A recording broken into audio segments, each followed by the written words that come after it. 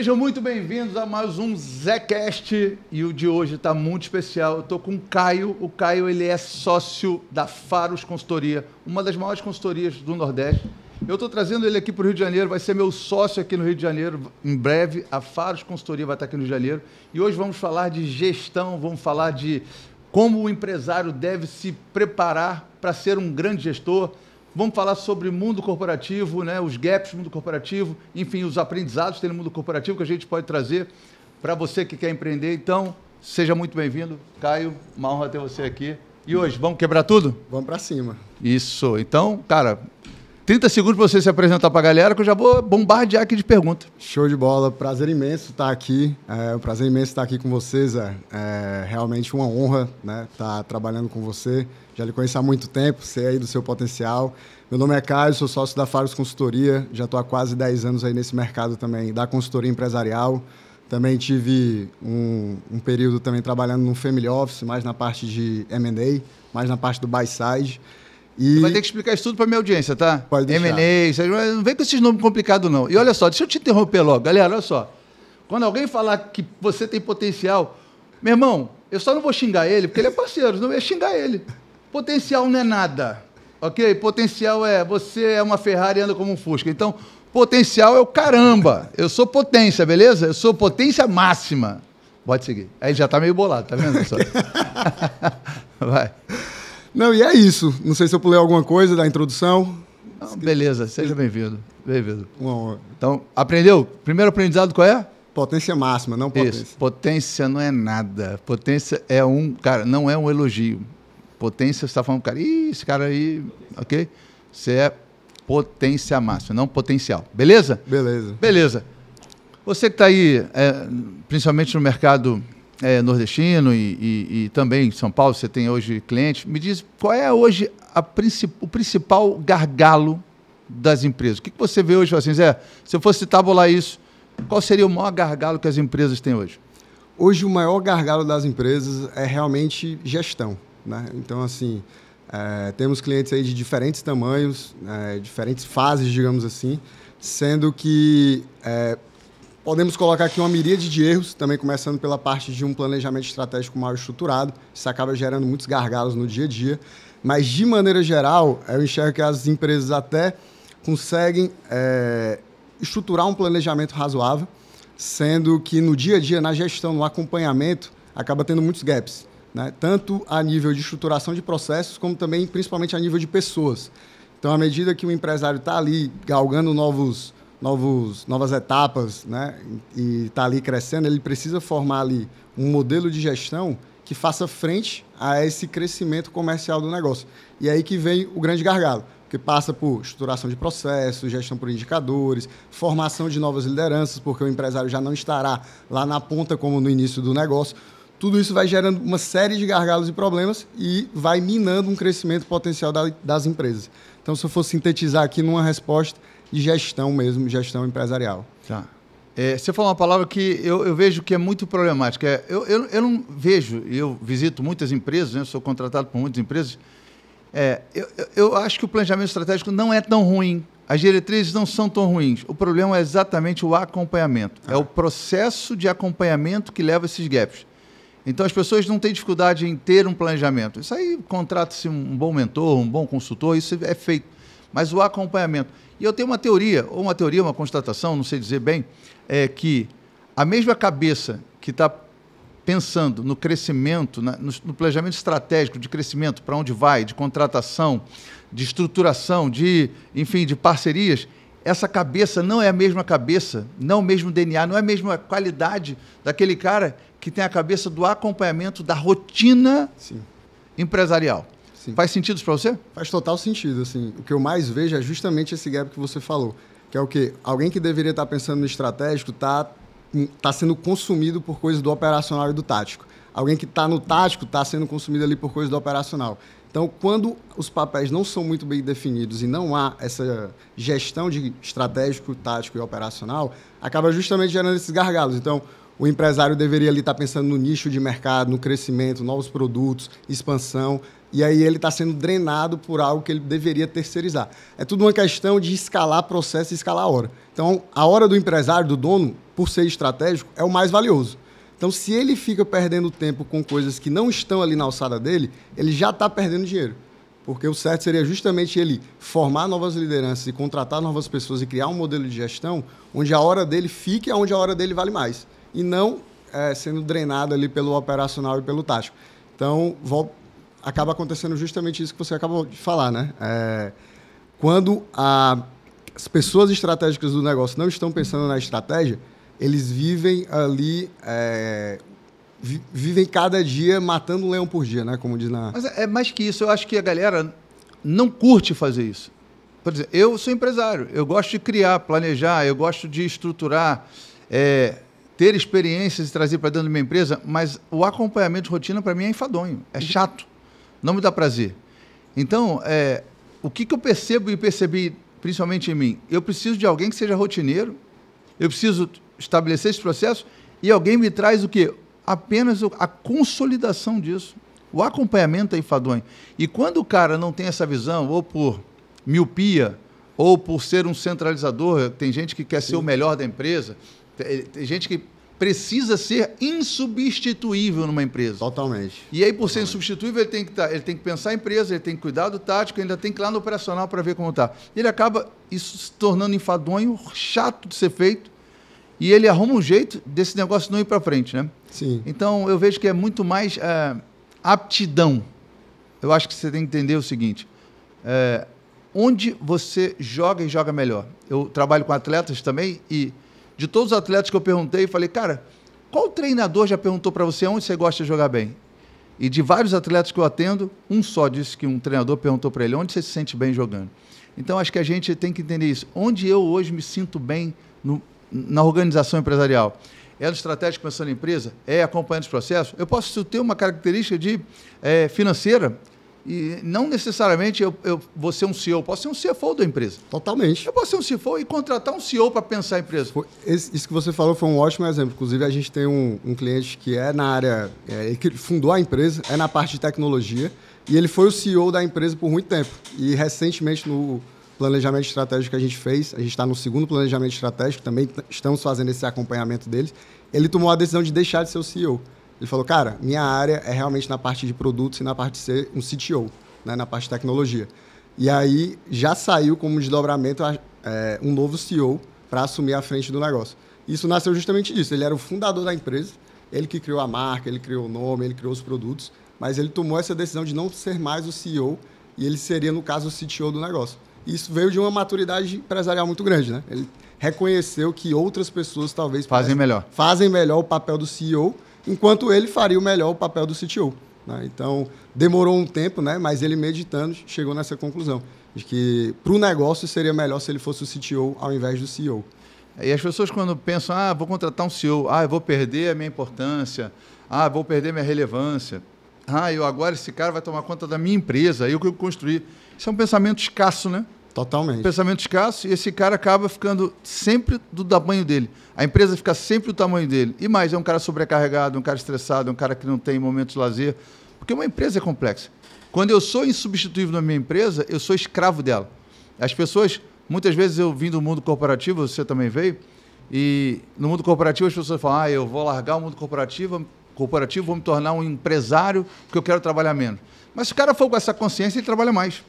Na verdade, ele trabalha muito mais, né? Muito mais. Porque ele passa a ser... Não, ele acompanha o processo de A a Z e acaba sendo muito ruim para ele. A pergunta que eu queria te fazer é, em relação, você que atende São Paulo, tem cliente aí em São Paulo e a sua base é no Nordeste, qual a diferença do empresário nordestino para o empresário do Sudeste? A gente percebe que, por exemplo, São Paulo tem uma maturidade maior de gestão. Então, por exemplo, esse problema que você falou, né, de alguém que quer abarcar todos os pontos da empresa, eu acabo percebendo esse problema mais no Nordeste do que em São Paulo. Então, em São Paulo, eu percebo que existe um nível de maturidade maior, apesar de que existem muitos problemas semelhantes, que vem justamente do fato de você pensar no fim último do negócio, né, na perenidade do negócio. Então, só complementando o que você tinha dito, se você for pensar nas grandes empresas, né, todos os grandes empresários, eles criaram a empresa de uma maneira que passasse dela. Né? Então, passasse para uma segunda geração ou fosse vendido para o fundo de investimento. E o quanto você acredita na perpetuidade de uma empresa? Quanto eu acredito? De 0 a 10. Depende da empresa, né? Tá, mas de forma geral. Assim, existem muitas empresas que conseguiram ter uma perpetuidade, mas é uma taxa muito baixa, né? Me dá 3. De grandes empresas? Perpetuidade. Empresa centenária, vai, 3. Tem ali, ó, naquele livro ali do Empresas... Ah, não, ali é Empresas Feitas para Vencer, mas no Jim Collins tem o Empresas Feitas para Durar, ali tem uma lista bacana, mas é uma minoria, né? A grande maioria não consegue. Eu vou te falar, eu não acredito. Não acredito. Porque a cultura de uma geração pode ser totalmente diferente da cultura da outra geração. Eu acho que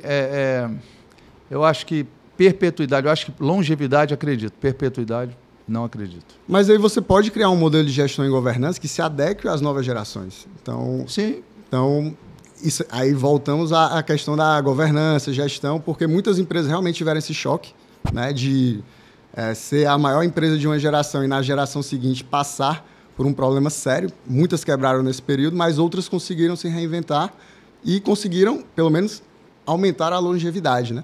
Então, por exemplo, no Empresas Feitas para Durar, temos o caso lá de bancos, né? Que tem bancos nos Estados Unidos que... Quando ele fala Empresas Feitas para Durar, galera, é livros de Jim Collins. A gente falou de Jim Collins aqui antes, a gente já leu todos os livros, né? Feitas para Vencer, Feitas para Durar, Como as Gigantes Caem, Vencedores por Opção. Então, leitura obrigatória. São 4 livros que, se você é desse mundo, se você quer beber do que há de, sei lá, melhor, esses 4 livros são obrigatórios. Vou repetir. Empresas Feitas para Vencer, Empresas Feitas para Durar, Vencedores por Opção, Como a Gigante Cai. A gente esqueceu de um cara que a gente precisa honrar esse cara também. Jack Welch, Paixão por Vencer. Paixão por Vencer. É a Bíblia, você precisa ler esses 5 livros. Se você é um empresário, se você quer ir para o próximo nível, esses 5 livros são, né, sensacionais. Indispensáveis, né? Não tem como. A gente estava falando aqui antes, quantas vezes a gente já leu esse livro, né? Vencedores por Opção? Quantas vezes? Você leu 4, né? Li 4 vezes. Eu vou te falar que eu não li 4 vezes o livro, mas que eu já fui ao livro mais 20, 30 vezes eu já fui. Porque ele acaba sendo um manual também, né? É um manual. Assim, cada capítulo é uma lição tremenda e o Jim Collins ele conseguiu fazer um estudo que poucos conseguiram no mundo empresarial, porque assim, no mundo empresarial você não consegue fazer, pelo menos no que significa no termo, testes científicos. Você consegue trabalhar com dados. Mas na ciência você cria ali um grupo de controle para saber se você faz o antiteste, né? Você cria um grupo A, cria um grupo B, testa ali, por exemplo, ciências laboratoriais, né? Testa um remédio e vê os efeitos num grupo heterogêneo. No caso das empresas, não existe esse tipo de teste. Porque você não tem como falar, a empresa A faz uma gestão A, a empresa B faz a gestão B.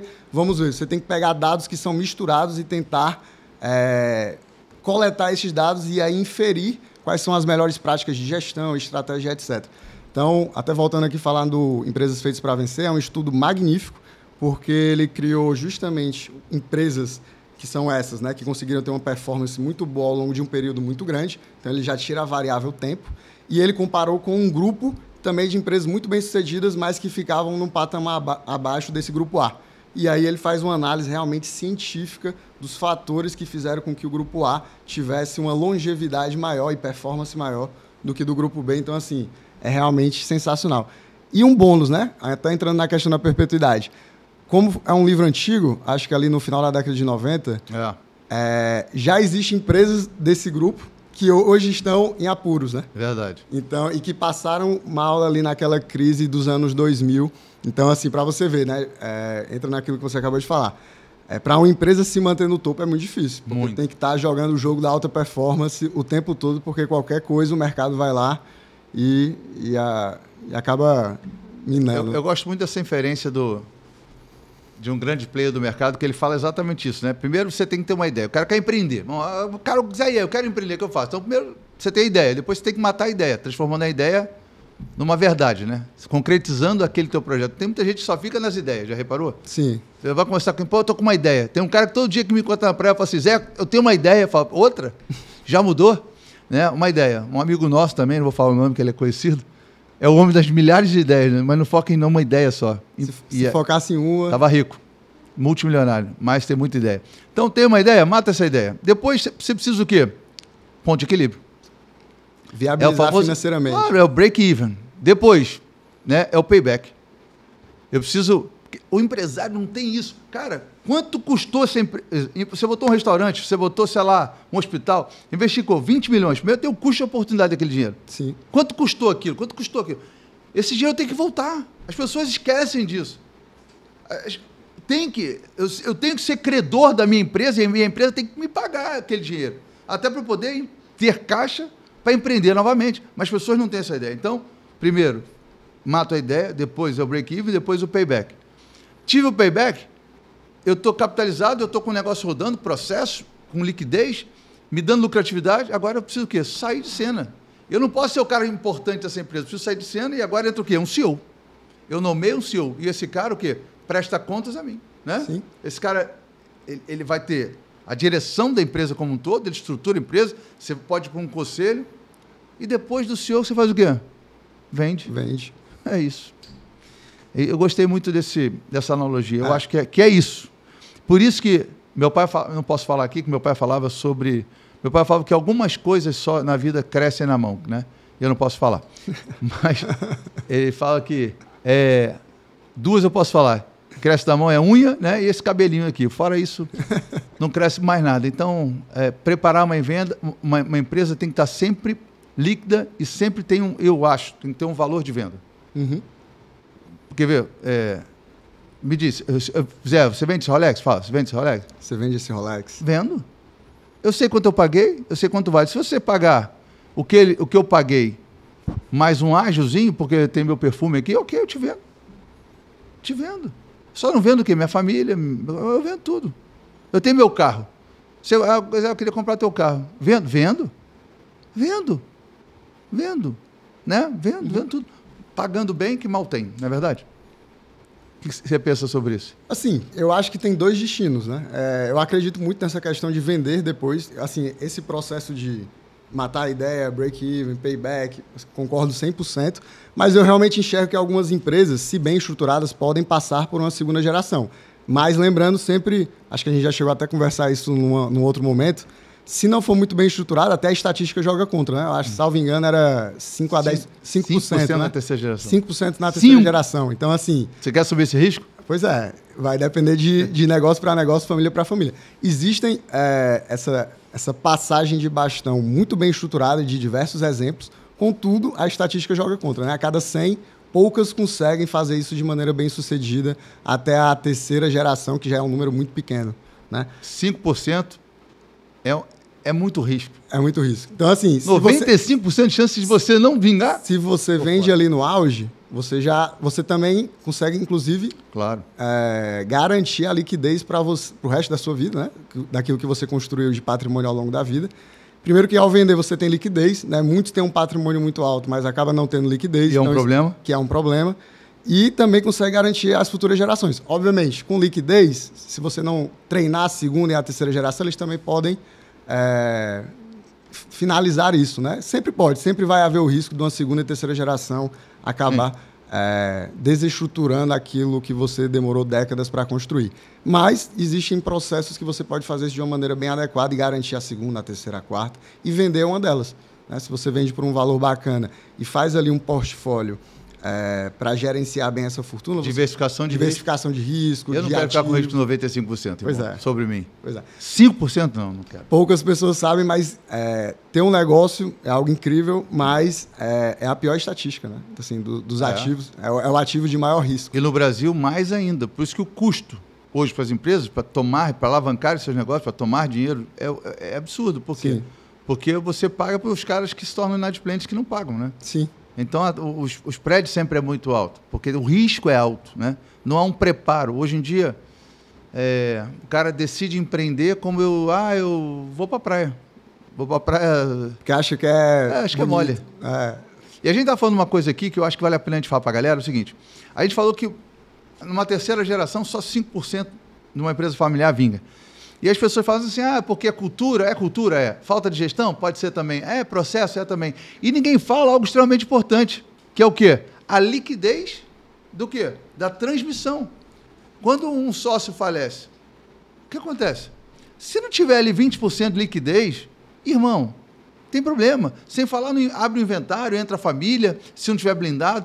Então, a importância também de ter seguros que protejam essa operação. Totalmente. Né? O primeiro é o fisco, né? Total. É o primeiro a aparecer, então... Total. Se não tiver isso muito bem estruturado... Entender, 8%. Aí o advogado, 10%. Aí aquilo vai para inventário, tem 60 dias. Cara, e o trâmite legal. Se o cara não tiver uma proteção que blinde ele dessa sucessão causa-morte, né? Ele está lascado. Sim, totalmente. Aí que a gente acompanha aí quantos patrimônios estão sendo lapidados porque tem problema na sucessão. Tem problema na... Chico Anísio é um. Chico Anísio é um. Clodovil. E aí vai. Sim. Então, tem patrimônio. Agora mesmo vim de um treinamento em São Paulo, uma pessoa com patrimônio de 26 milhões. Está dilapidando patrimônio por quê? Porque não tinha 2 milhões, 3 milhões líquido. E não tinha um programa de proteção, né? No qual tivesse dinheiro para bancar o inventário. Não tinha. E as pessoas estão literalmente. E eu acho que, eu não tabulei, mas se a gente for estatisticamente ver isso, eu acho que isso deve ser a grande maioria dos... Porque você vai dilapidando patrimônio para honrar os compromissos do fisco. Isso, eu acho que deve ser uma grande causa de não ter essa longevidade em grandes empresas. Com toda certeza. Concordo 100%. Eu acho. Vamos lá, em relação, você falou gestão, processo e tudo mais. Vamos falar agora da parte ruim, né? E aí vamos usar como as gigantes caem. O que de fato leva, na sua opinião, uma empresa a ir à derrocada, à bancarrota e quebrar? Parece clichê, mas é cultura. É cultura organizacional que acaba não sendo transmitido de geração para geração. E basta uma geração de executivos que já não tem a mesma pegada da geração anterior que o negócio desmorona. Cultura, eu diria que é o principal motivo, mas também entramos naquela questão de realmente mudanças de mercado. Então, assim, como é que o negócio nasce, né? Normalmente, isso é um perfil de todos. O empresário é alguém com um perfil que entende muito bem da operação do negócio, seja qual for a operação que venda produto ou serviço. E ele também tem uma pegada comercial. O negócio nasce daí, né? Não nasce com consultoria, não nasce tudo bem estruturado, não nasce bonitinho, com DRE, fluxo de caixa, etc. Nasce com alguém que entende de vendas e alguém que entende do produto ou serviço. À medida que ele vai crescendo, ele vai estruturando e vai passando isso. Sendo que esse produto ou serviço, ele pegou de uma demanda de mercado que já existia, ele viu uma oportunidade, criou um negócio, o negócio foi se pagando, atingiu o break-even, deu o payback, etc. Agora, existe realmente ao longo da história diversas mudanças no comportamento do consumidor que faz com que as empresas percam ali aquela vantagem competitiva que ela tinha no período anterior. Então, isso por si só já gera um desafio muito grande, como você falou, de uma empresa se perpetuar de geração em geração, porque existe novos produtos, Deixa eu fazer uma pausa aqui. O que faz uma empresa perder a sua vantagem competitiva? Eu tenho algumas teses, queria ver a sua. O que faz uma empresa perder suas vantagens competitivas? Uma empresa tem uma vantagem competitiva. O que faz ela perder, assim? Ela não manter essa vantagem competitiva? É uma acomodação da vantagem competitiva?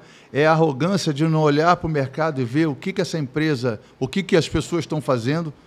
É o quê? Eu diria que é uma mistura de acomodação e arrogância. Então, assim, quando a gente vê, inclusive no próprio estudo lá do Jim Collins, muitas empresas entraram ali num patamar de achar que não teriam concorrentes ou que já tinham atingido o topo. E mudanças no mercado acabam, às vezes, acontecendo de maneira muito rápida. E, querendo ou não, o fato de você estar no topo significa que também você, normalmente, está com uma estrutura muito grande, né? Então, você não está mais navegando ali com um navio pequeno, você está navegando no Titanic. Então, quando o mercado tem uma mudança de comportamento como essa, somado à questão da acomodação de certos executivos que estavam ali num patamar de receber seu bônus, seu salário alto, sem muito esforço, e também de uma certa arrogância de não enxergar com clareza essas mudanças de mercado, isso faz com que a empresa acabe entrando num ciclo vicioso que leva à bancarrota. Será que essas empresas, arrogância de não olhar para o mercado, será que talvez um setor dentro da empresa de inovação estratégica, de aperfeiçoamento de produto, a gente está com uma velocidade tão grande de coisas, um setor que busque oportunidades, que busque tecnologia para abarcar nesse produto que já tem uma vantagem competitiva, porque vantagem competitiva é uma vantagem competitiva, é percebido pelo mercado, né? É percebido. E o que falta para... Nesse mundo tecnológico que a gente vive hoje, que setor seria responsável por para estar antenado no que está acontecendo no mundo? Assim, na minha opinião, né? Obviamente que eu entendo que outros podem discordar, mas eu daria até um passo atrás. Eu acho que é um compromisso da gestão, porque assim, O que acontece com muitas empresas que vou dar aqui alguns exemplos, na crise de 2008 ficou muito famoso, muitos bancos, instituições financeiras centenárias que vieram a quebrar. Quando deu ali fizeram um raio-x dessas empresas, que até então, antes da crise, eram benchmark, perceberam que havia um modelo de gestão que era insustentável. Então, a gente volta até para a questão do modelo de gestão, porque gestão, se você for perceber bem, você cria ali um modelo de incentivos. Então, a nível cultural, você lista ali os valores e comportamentos que você espera do seu time e você cria incentivos, principalmente premiando aquelas pessoas que têm aqueles valores e comportamentos e tirando aquelas pessoas que não estão aderentes a nível de cultura. Essa é a parte cultural. E a parte operacional, você também cria um modelo de gestão para premiar aqueles que conseguem obedecer bem um processo, criar novos produtos, etc. E também punir aqueles que estão fugindo desse processo. Então, na gestão, você cria esse modelo de incentivos. Quando você tem um modelo de incentivos perverso, que acontece muitas vezes nessas empresas muito grandes, porque o que acontece? Ela acaba criando um modelo de gestão onde favorece alguns players, alguns stakeholders, mas não o acionista ou o dono ou a empresa como um todo. Então, é quase como se houvesse ali dentro dela, né, e aqui estamos falando de grandes empresas, certos incentivos predatórios, no qual beneficia, por exemplo, um executivo que não entrega resultado, mas ganha um bônus grande, um gestor que não está cumprindo meta ou inventando um novo produto. E aí, isso aos poucos, como a empresa é muito grande, normalmente essas grandes empresas são muito lucrativas, isso acaba sendo passado despercebido. É tão grande, né? O caixa é tão forrado que acaba que vai passando, sendo que chega no momento que se torna insustentável e aí, nesse momento, fica difícil fazer uma meia volta para voltar a ser o que é antes. Então, essa é a minha opinião, né? Não sei se eu acabei fugindo da resposta. Não, você mostrou conteúdo, mas fugiu. Mas tudo bem, está perdoado. Tá perdoado. Voltamos de novo para os conceitos de Incógnito. Anotem de novo de Incógnito, né? Que é disciplina fanática, criatividade empírica e paranoia produtiva. São os três que eu gosto. Que fala da disciplina, né? Do dia a dia. Né? Ele fala do marco das 20 milhas, né? De estar sempre de forma constante. E aí, criatividade empírica é exatamente isso, né, cara? É você não comprometer o core business da empresa em coisas. Então, ele fala bala de revólver, bala de canhão. E ele fala exatamente sobre isso. Então, primeiro eu testo, para depois isso foi testado, validado, e aí eu venho com verba, com altas verbas. Eu acho que, então, se a gente voltar para o que eu te perguntei, a gente tem que voltar para um planejamento estratégico adequado, do qual tem um budget para a inovação. Um orçamento já pré-definido que não comprometa, né, o core business da empresa, o desenvolvimento daquilo que traz caixa para a empresa, né? E paranoia produtiva, a gente falou um pouco sobre isso, que as grandes empresas, os grandes executivos, eles nunca vão botar na mão de outros resultados da sua empresa. Eles são alheios a fatos externos, né, de crise, isso, aquilo outro. Eles anteveem isso. Eles sempre têm uma blindagem para o que está por vir. Ele não vai usar o remédio quando já está doente. Ele faz uma coisa preventiva para que ele nem fique doente. Eu acho que isso é muito legal. Mas vamos sair dessas empresas grandes? Vamos. Porque a galera fala, pô, Zé, minha empresa é pequena, estou querendo empreender, e aí?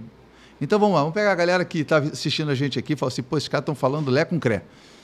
Mas eu quero empreender, eu quero abrir uma empresa. Quais são os primeiros passos que o cara tem que fazer para abrir uma empresa para mitigar risco? Eu sei que toda empresa tem risco, e qualquer negócio empresarial, a gente vai ter esse risco junto do próprio negócio. Mas para começar de uma forma mais precisa, quais são as precauções e o que tem que ser feito minimamente para que você crie uma empresa do zero com uma certa tranquilidade? Perfeito. O primeiro passo é justamente a validação do produto, né? Então, você precisa entender o produto e serviço que você tem e se aquilo está realmente aderente à proposta do mercado. E quando eu digo aderente, é justamente se existe algum tipo de vantagem competitiva frente aos concorrentes. Legal. E vantagem competitiva pode ser desde qualidade, passando por uma logística diferenciada, um preço diferenciado. Então, existe uma miríade de coisas que podem ser essa sua vantagem competitiva. Uma vez que você tenha mapeado bem a sua proposta de valor, cara, minha proposta de valor é essa, ela é 100% aderente a esse persona, que é importantíssimo entender. Qual é o mercado quem é o persona que você quer atender. Então, muita gente acaba atirando para vários tipos de persona, mas você pode criar uma empresa gigantesca, atendendo um tipo específico de persona, uma faixa, um público, masculino ou feminino, jovem ou adulto. Então, foque bem na sua proposta de valor, naquilo que você faz melhor do que ninguém, e atenda muito bem aquele persona e foque naquele persona. Né? Não tenha gasto de energia com quem está fora da sua estratégia. Estratégia nada mais é do que ter foco. Então, você diz não a uma miríade de possibilidades e foca naquilo que é a sua proposta de valor e o seu persona. Uma vez feito isso, é interessante que você entenda, pelo menos, o potencial do seu mercado. Obviamente que você pode contratar para entender o tamanho do seu mercado, mas entender ali se aquela sua solução é um negócio realmente que vai atender um mercado grande, pequeno ou médio. Né? Porque isso vai... E quem são seus competidores? E quem são seus competidores, né? O nível de competitividade do seu negócio. Porque isso vai ditar o tamanho da sua empresa. O que também não tem nada errado. Você pode ter uma empresa pequena e ainda assim viver bem, né? Tirando um prolabore bacana. Claro. Você pode ter uma empresa média, claro. Enfim. Vai muito do que a pessoa tem de visão e do que ela quer, que aí vai variar de pessoa para pessoa. Então, entendendo bem a sua proposta de valor, entendendo o persona que você quer atender, aí você monta uma estratégia para atender bem, para ter essa proposta de valor muito bem implementada e esse persona, e essa estratégia vai ditar a estrutura que você vai criar. E aí você busca justamente entender que tipo de estrutura você precisa para atender aquela proposta de valor para o seu persona. E, obviamente, né, você precisa entender o potencial de crescimento para que você consiga já mapear os futuros investimentos. Que aí você vai entender se você faz isso com capital próprio, se você pega dívida para investir no negócio. Dívida é um negócio muito mal falado, né? Mas todos os negócios, se você pega dívida para crescer, está correto. Claro. Agora precisa estar muito bem estruturado no fluxo de caixa do negócio. Né? Tem que encaixar. Eu vou mais, Caio. Você tem um negócio, ok? Você quer ampliar seu negócio. Se o custo de alavancagem, ou seja, pegar esse dinheiro num banco com terceiros, não couber no business plan da minha expansão, não é bom negócio. Sim, total. Eu tenho um negócio. O que acontece na prática? Receita prática para quebrar uma empresa. O cara tem uma empresa boa, com caixa saudável, lá 12 vezes aí o custo fixo no caixa, ele sangra essa empresa, abre uma nova empresa, achando que essa empresa vai ter a curva de crescimento igual a essa primeira, não acontece, ele debilita o caixa dessa, esse aqui não deu resposta, quebra as duas empresas. Já vi isso várias vezes. Não, é o que eu mais vejo. É o que eu mais vejo. Então, assim, pessoal, fica a dica. Se você quer ampliar uma empresa, se o custo do dinheiro, você pegar no banco, não couber no business plan, ou seja, no planejamento estratégico da abertura do próximo, ou seja, se rodando aquela empresa, ela tem a capacidade de pagar aquele valor que você pegou no banco, meu irmão, aquela parcela, corre, não é bom negócio. Se não paga aquela parcela no banco, por que você vai pegar o seu dinheiro e vai botar ali? Exatamente. É a métrica da vaidade. Eu quero ter a segunda, eu quero ter a terceira. Não tem nenhuma. É a diferença, né, Caio? Entre profundidade e abrangência. A pessoa quer crescer, quer ter abrangência, mas não tem profundidade. Não tem como, preciso ter profundidade para depois crescer. Eu tenho que ter um modelo testado, adequado, prontinho para uma próxima. Eu tenho que ter profundidade. Eu tenho que entender o seguinte: vou abrir, tem que caber. Não coube, irmão, eu não vou botar meu dinheiro. Isso aí que você falou já é um grande indicador de que essa expansão talvez não fizesse sentido. Não faz sentido. Pois é. Não faz sentido. A forma clássica é essa. Fluxo de caixa debilitado, e aí ele vai tomar mais dinheiro, né? Ele não respondeu, mais dinheiro com mais spread, sangra a primeira, sangra a segunda, colapsa e quebra. É isso, né? É isso. Não é diferente. Tá, legal. E o cara foi lá, beleza, fez isso tudo que a gente falou, e a gente esqueceu de um ponto estratégico. Uma empresa feita de pessoas. Sim. E eu falo isso. A capacidade de uma empresa tem de crescer, né? De multiplicar, de dobrar, de triplicar o tamanho, é a mesma capacidade que ela tem de atrair, arregimentar, treinar, qualificar e promover pessoas. Se você não conseguir atrair, reter, qualificar e promover pessoas, você não tem como crescer, né? Eu tenho que ter uma cultura meritocrática na minha empresa. Tem que ter meritocracia. E eu vejo, caramba, muitas empresas, várias empresas, cara, que não tem a cultura meritocracia, com um turnover gigante e sem um plano de carreira. Esse cara está fadado a quê?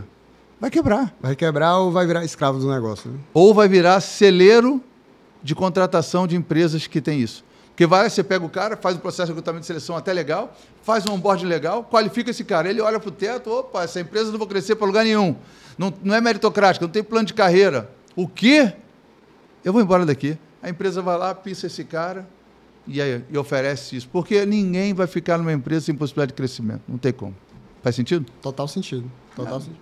Faz todo sentido. Entra naquele mecanismo de incentivos, né? Se você quer reter os melhores que são aderentes à sua cultura e que entregam resultado, você precisa criar também uma carreira e incentivos que acabe premiando pelos resultados que estão gerando. Meritocracia total.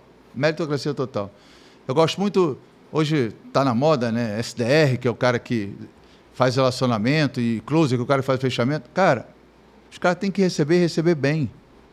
Eles têm que ter uma parte disso. Eu não acredito em modelo de negócio do qual não tenha participação de lucro.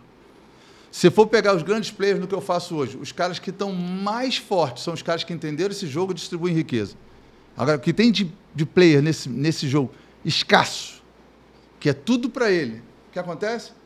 As pessoas ficam um tempo e... Ó. Agora, o cara que entende esse modelo e distribui riqueza, ele multiplica. Ele divide para multiplicar. E esses caras só estão crescendo. Tem gente que em 5 anos é bilionário. Por quê? Entrou nesse mercado com o pensamento em dividir e honrar principalmente as pessoas que estão próximas a ele, principalmente no quesito prosperidade financeira. Acredite mais nisso. E, inclusive, foi a grande sacada de Jorge Paulo Lemann, né? Ele trouxe ali dos Estados Unidos um modelo de partnership, que nada mais é do que você justamente premiar com ações da empresa uma nova geração de sócios. Né? Então, no Brasil não havia isso até então, e ele, implementando esse modelo, conseguiu criar diversas empresas, e fora que o Brasil começou a adotar o modelo dele, porque eu vi que era algo que funcionava. Né? Não adianta nada ter 100% de um negócio que não cresce, ou está estagnado, ou quiçá venha a quebrar. Né? É muito melhor dividir e prosperar, como você falou. Fica a dica para os caras. Primeira coisa, se você é indispensável no seu negócio vai ser sempre do tamanho, você vai quebrar. Se você não olhar para as pessoas que estão com você e olhar que elas estão progredindo, que elas estão prosperando, principalmente financeiramente, você vai ter um monte de, sabe o quê? De idiota do seu lado que na primeira oportunidade vão te abandonar. É assim ou não é? É verdade. Não tem jeito, cara. Se você não distribui prosperidade... É quase matemático. É uma discrepância, né? Eu sou o CEO da minha empresa, sou bilionário. E os teus diretores são o quê? Não são milionários? Tem algo errado. É aquela métrica, quer fazer alguém... quer ter grana? Faça alguém ter grana. Quer ser um milionário? Faça alguém milionário. Quer ser bilionário? Faça muitos milionários.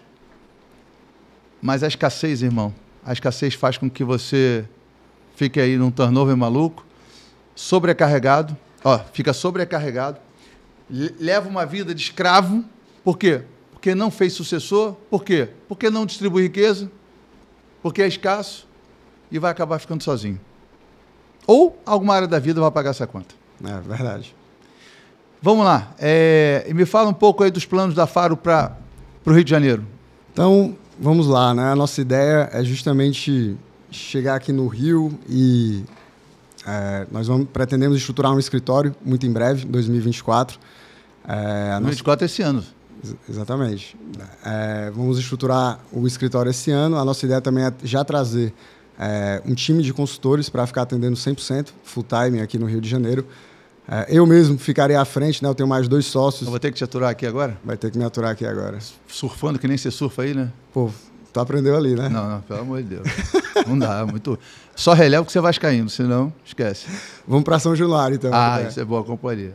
E espero que esse ano seja melhor do que o... Vai ser. O país tá fininho. Vamos trazer um time de consultores especialistas para acompanhar aqui os projetos no Rio. E a nossa expectativa é justamente expandir aqui no Sudeste. Né? Já atendemos clientes no Sudeste, tanto, como você falou, em São Paulo, temos clientes no Paraná. Tivemos clientes no Rio, estamos voltando agora a tê-los. E a nossa ideia é justamente estabelecer uma base aqui e continuar a nossa expansão ao longo do Brasil. Sair ali da nossa praça no Nordeste, focar mais agora no Sudeste e futuramente, provavelmente, novos escritórios em novas regiões. A diferença de um cara mais conservador para mim... Não, olha só. A Faros vai vir para cá para ser a maior, tirando as Big Four, vai ser a maior no Rio de Janeiro. O que a gente vai fazer aqui vai ser disruptivo. vamos chegar em empresas e gerar prosperidade e riqueza para as empresas e nos tornarmos a grande empresa de consultoria do Rio de Janeiro. Eu sou assim, irmão. Eu não vou fazer nada para ser mais um. Não me chama para ser mais um. Ah, Zé, eu queria... Deixa eu ver. Mais um? Não, não quero. Eu quero ser o cara. Né? Eu, quando fui para alta performance, falei, cara, quem trabalha com alta performance? Vi 1, 2, 3, eu falei, cara, eu vou ser o cara da alta performance. Então, eu atendo atleta, artistas, empresários, com muito sucesso. Por quê? Porque eu entendi o seguinte, cara, eu não vou ser mais um. Eu preciso fazer esses top players, cara, e eu quero ter case de sucesso. Então, a Faros vai ser aqui a referência Brasil. Já te falei isso, vai faturar mais aqui que no restante todo. Com certeza. Eu não tenho dúvida disso. Com certeza. Se você tivesse dúvida disso, pô, não sabe surfar. Não joga a bola bem. Só vascaíno, não ia te aturar, né? Não, que é isso. Você sabe que jogando bola ali foi melhor que o surf, pelo menos. Não, melhor que o surf foi, né? Porque o surf você só estava pescando, né, irmão? Não, pô, tava conhecendo o mar do Rio de Janeiro, então na próxima vai ser diferente. E vamos lá, para a gente finalizar, me fala, a gente falou sobre o cara que está começando, o cara que tem uma empresa hoje pequena, uma empresa média, e que está se sentindo sobrecarregado no seu negócio. Meu pai era um poeta, meu pai falou assim, meu filho, tem negócios que são bons, vão continuar bons, negócios são ruins, vão ficar ruins. Tem gente que insiste no negócio ruim, né? O negócio já morreu, o cara está morto e está lá, querendo ressuscitar o negócio, né? Tem negócio que não tem como, tem que deixar aí, né? Uhum. Mas esse cara que está sobrecarregado, esse cara que está um pequeno e médio empresário, que, pô, cara, ele faz tudo na empresa, ele não consegue prosperar, ele não consegue investir grana, a empresa dele estagnada. O que você falaria para esse cara aí, cara, como consultor? Cara, vamos lá. Eu sei que muita gente aí na internet oferece algumas fórmulas mágicas, mas como você mesmo falou, tem negócio que realmente, por questões de mercadológico, talvez o seu negócio não seja tão bom como foi outrora, por questões de, como a gente falou aqui ao longo do podcast, diversos fatores que podem contribuir a isso. Mas não é a realidade da maior parte das empresas que eu vejo. Então, a maior parte das empresas que eu vejo, ela tem uma proposta de valor bacana e um mercado ali também bacana para ser atendido, sendo que, voltamos ali o que a gente iniciou a falar, a nível de gestão é muito desorganizado. Então, foi como você falou, a nível de planejamento, existem ali muitas melhorias a serem feitas, mas não é o maior gargalo. O problema é justamente o acompanhamento do dia a dia. Então, você precisa ali criar um modelo de gestão. E o que seria criar esse modelo de gestão? Vou tentar resumir aqui. Você cria um objetivo, que é basicamente responder o que eu quero, né? E o que eu quero tem que estar atrelado à sua visão de futuro do negócio. Então, para atingir essa visão de futuro, eu preciso implementar isso aqui. Para implementar isso aqui, eu preciso implementar um plano de ação. E, para medir o sucesso desse plano de ação, eu preciso de indicadores. Então, está aqui de maneira bem simples, né? Você primeiro tem uma visão, desdobra essa visão em objetivos. Esses objetivos você desdobra em indicadores que vão medir o sucesso desses objetivos e o plano de ação que vai fazer com que esses indicadores melhorem. Ponto importantíssimo. Nem toda vez que você implementa esse plano de ação, você melhora os seus resultados. Não é não? Verdade ou mentira? Sim. Então, o que acontece? Muitas vezes você vai para uma reunião de resultados com o seu gestor e o gestor fala, eu tinha que fazer A, B e C e eu fiz A, B e C, sendo que o indicador não mudou. O indicador continua abaixo da meta. Então, nem sempre... Plano de ação, tarefas, são normalmente hipóteses que você elabora a priori, achando que vai gerar um resultado a posteriori. Mas, às vezes, isso não acontece. Por isso, acaba gerando uma certa frustração. Então, é um ponto importantíssimo isso. Medir resultados e não tarefas.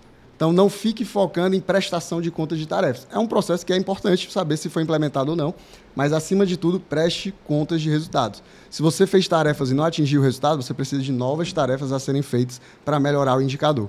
E aí, sintetizando tudo isso que eu falei, você precisa criar rituais para acompanhamento desses indicadores. Então, o Zé aqui falou de um momento de um conselho.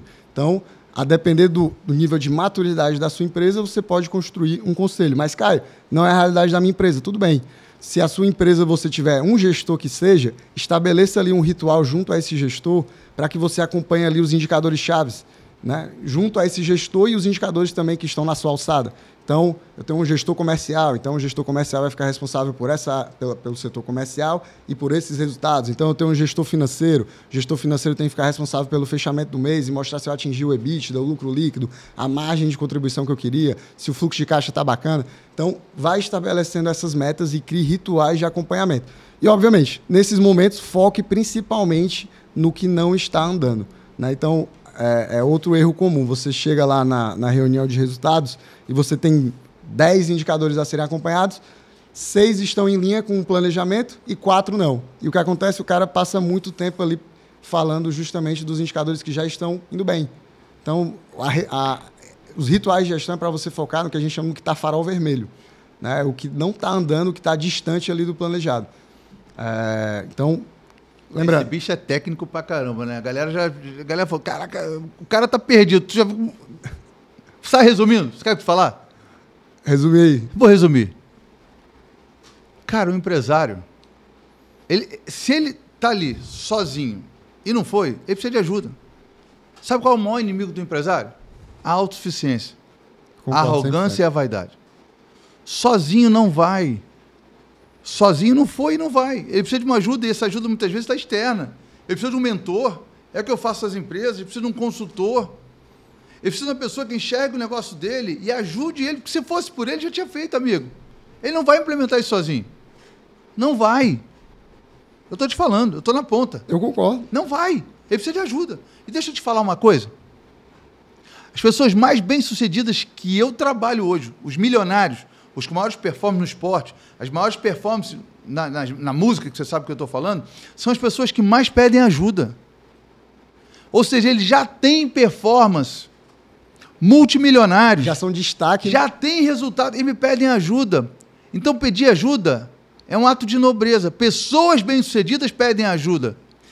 Vai vir o ano e eu faço planejamento estratégico de algumas empresas, de algumas pessoas, planejamento esportivo de uma pessoa bem conhecida que você sabe.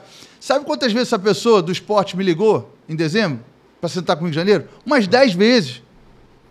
E ela já é muito bem-sucedida, faz alguns milhões no ano. Aquele cara que eu atendo, nível médio,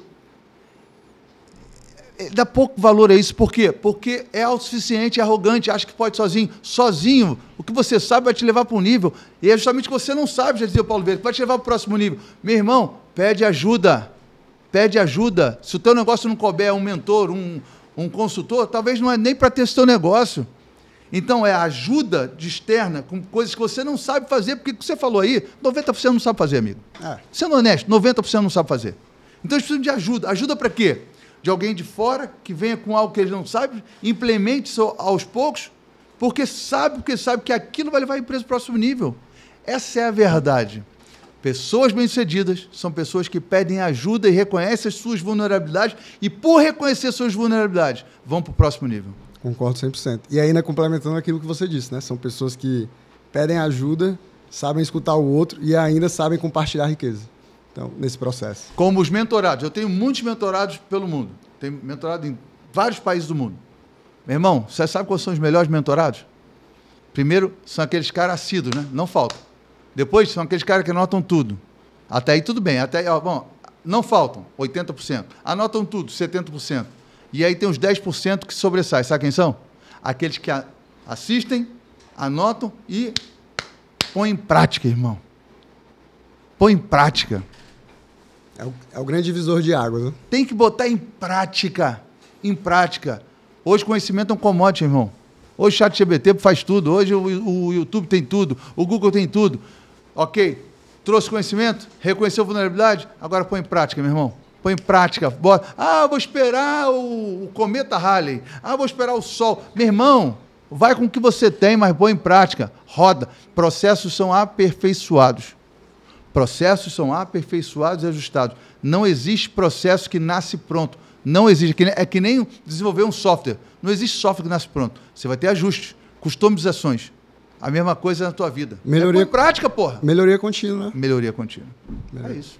Então, estamos juntos. Faros Rio de Janeiro, com pleno vapor. A gente está junto. Eu acredito muito em você, acredito muito na nossa metodologia e juntos vamos fazer história aqui. Obrigado por você estar aqui no nosso podcast. Tamo junto, conte comigo. E podcast, vasto, um monte de coisa, né? Surf não, né? Não, surf vai dar certo ainda. Tamo junto, uma honra contigo, irmão. Então é isso, galera. Mais um podcast. Pega isso, pega o papel e caneta, anota tudo, pô. Põe em prática. Eu sei que muita coisa você não vai entender nada. Não entendeu? Tenha humildade, peça ajuda.